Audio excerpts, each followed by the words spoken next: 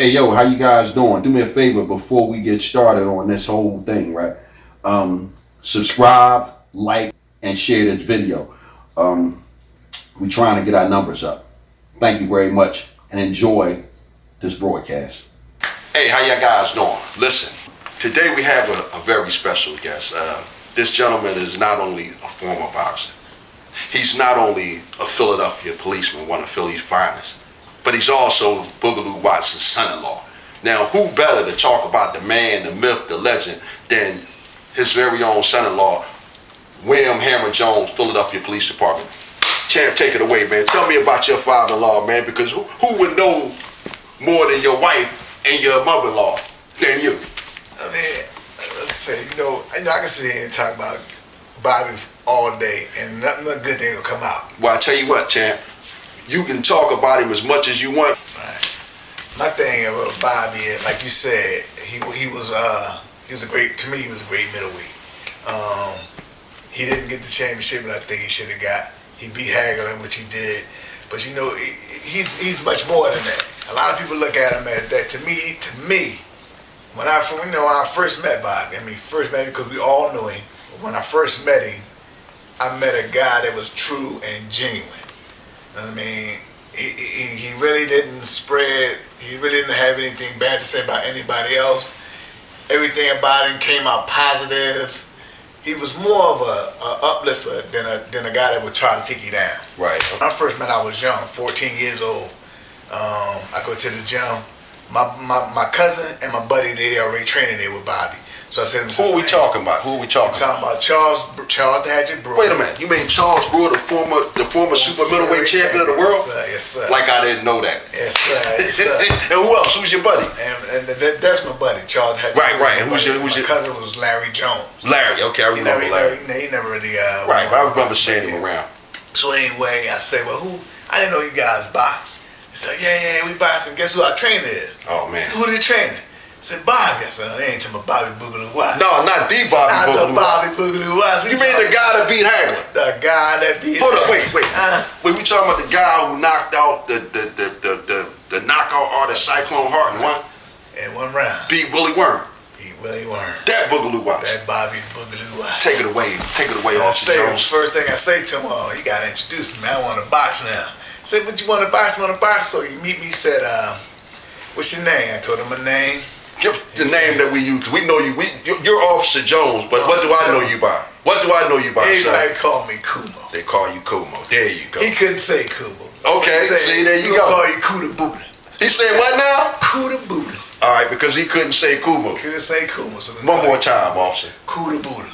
Bam, Kuda the Buddha. Sounded good to me coming from Bobby Boogaloo Watts. You call me whatever you want to call me. Bam, man. So as years goes on, I start knowing Bobby. We start bonding, and for real, he became not just the guy that I knew. He became that person that I wanted to know. You know what I mean? And as we know each other more and more, he became some of a father figure to me. Bam. I can look to him and I can ask him things. I can go to him if I needed something. So he says everything good. We start boxing. I'm doing well in the amateurs. I'm doing pretty good. I'm following everything that he's telling me to do. So time goes on. We grow up. I say to him one day, think I want to turn pro. So let me look at. Can I stop real quick? Sure. I want you to dispel a rumor right now, because I've often heard it rumored that the only reason that you went into the gym to train with Bobby Boogaloo Watts is because you seen his daughter and you wanted to get close to her by her father. I mean, this is a rumor that I heard. I don't know if it's true or not, That's sir. a big rumor, man. Okay, I just needed to clear it up, so it's not true. Nah, that's not true. Okay, I just needed that. Wait, for the record. Yeah. You are married to his daughter. Married to his daughter. 19 years. 19 years. And you mean to tell me you didn't use boxing and her father as a means to get close to this man's daughter? Not at all. Okay. Officer Jones, hey, I just had to ask you, I'm glad you put it out there, because okay. that's what everybody, a lot of people thought that. That's what I was thinking for a long time. Actually, me and my wife, Bridget, we met after I was training. And I'm gonna tell you how me and her got close. One day I was about to fight. I think it was my third professional fight I was about to have. And I was in the house because I'm wrestling. She comes in the house after whatever she's doing. I think it was track practice or whatever. We start talking. And so now I got a new friend.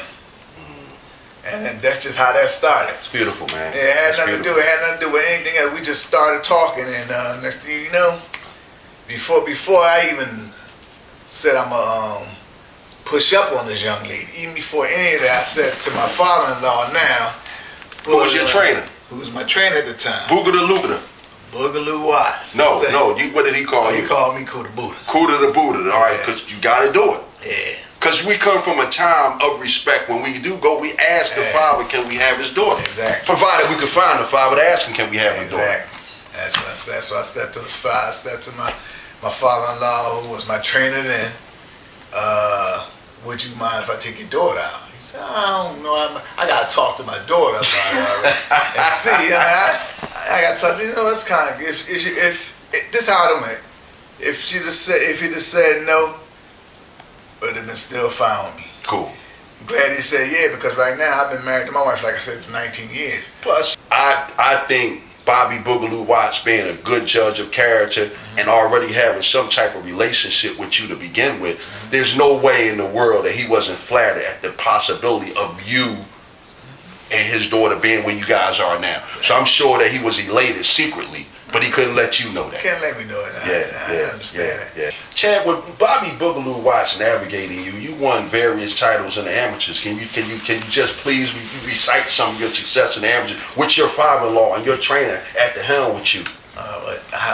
With the amateurs, I won a couple of diamond belts, a couple of golden gloves. Yeah, I remember you. I mean, had I stuck around, I think if I'd have stuck around the amateurs a little longer, I'd have been better in the pros. Amateur experience is important, Champ. That's just a little better. You know what, Champ? I'm going to tell the audience a story. Wow. Remember the time when I was fighting a guy up at Joe Frazier and my pants split? Who gave me a pair of boxing trunks and put over my split boxing trunks when I was walking in the middle of the ring with my butt showing, Champ? I don't want to take that credit for that, man. As family, you know, we can't have each other looking bad. Not at all. We were all out of the same boxing team. Yeah. Champ, I need some good Bobby Boogaloo Watts stories. You know, of course we know Bobby was a great fighter. Of course we know he was a cool guy that wore cowboy hats and drove Cadillacs. We know all of that. You understand? But let us hear the humanistic side of this man, this great man, in fact.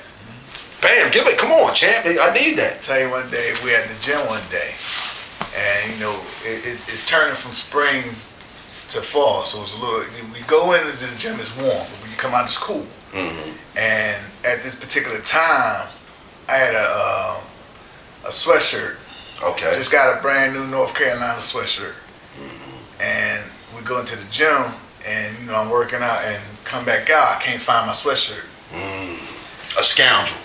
I can't find my sweatshirt. You think William Morris took your sweatshirt, man? William wouldn't do that to you. William wouldn't do that, though. What about Ivan Robinson? You know, because he was in there. You think he might have done it? No, Mighty didn't do it. Hold up. What about Fats? Nah, he wouldn't do it either. I wasn't there that day. He wasn't there. So I ain't take it. You can't fit it. You couldn't fit it. Okay, all right, okay. So it had to be somebody that was even my size. Some fiend of human guys. But the whole thing in a nutshell was. Wait a minute. You know Nate Miller used to come and train with us, former super heavy junior heavyweight champ.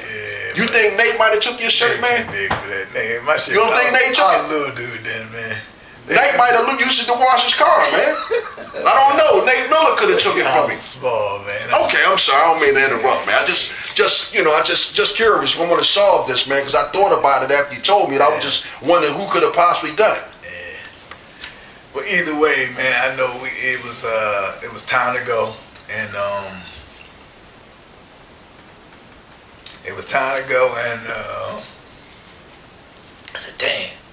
I didn't say damn, but I said, dang, I can't find my sweatshirt. Bug said to me, you can't find your sweatshirt? Oh, man, Bo, it's cold outside. You need something to put on. I said, no, I don't know what happened to my sweatshirt. And I said, but that's all right. I mean, I don't live too far from here.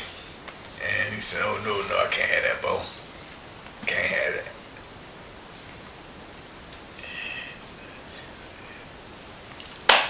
And my man took his shirt off his back. Wow. Chuck, man, I ain't gonna lie.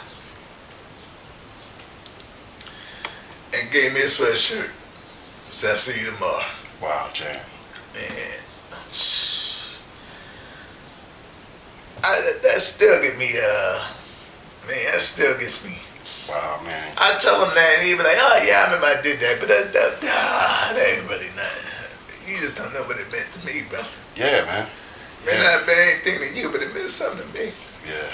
And this is before me and his daughter was even talking. We were still getting to know each other. And so one day I told him, I said, listen, I was thinking about you today, right, Bud? And I wrote a poem about you. Well, Hey. come on, man. We need He said this, you wrote man. a poem about me. I remember the song. This poem I ain't gonna never forget it. He said, oh, yeah, well, let me hear it. I said, no, I'll tell you when I get home. So he calls me and said, yeah, you did really good today. So how everything go? So everything all right? I said, I'm fine. He said, you're doing well. You're doing a lot better. He said, that poem you wrote. I was saying, let me hear it. I said, man, I don't know if you're gonna like it. He said, let me hear it. And I said, I was sitting there running. I said, I know a guy who's tall and thin and never's caught out that 10-gallon brim. Whoa. Man, this guy, I know he stays in shape. A cool fella, I like to think is great. So, plenty of heart and lots of style, warms you up with a beautiful smile. A man I want to be my pops. This man is Bobby Boogaloo Watts. Oh, my God, man. You know what I mean? I still got that printed at home.